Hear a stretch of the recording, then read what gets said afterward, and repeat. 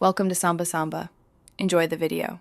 You start by verifying the account exactly as your carrier has it. Full name, date of birth, account number, and PIN, this matters.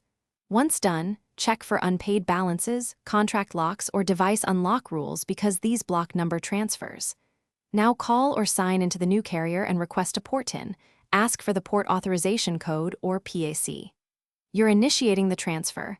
Keep notes of time, agent name, and any confirmation numbers so you can follow up quickly. Once the new carrier schedules the port, coordinate timing so you don't lose service unexpectedly. Do not remove the old SIM until the carrier instructs. Once the port window opens, insert the new SIM and power cycle the phone.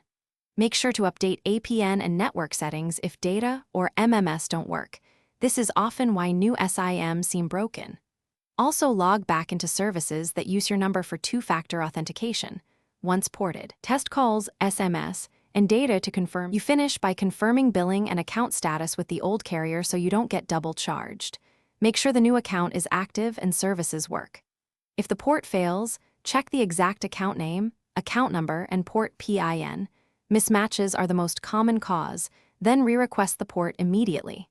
If problems persist, escalate with the confirmation ID and timestamps you saved.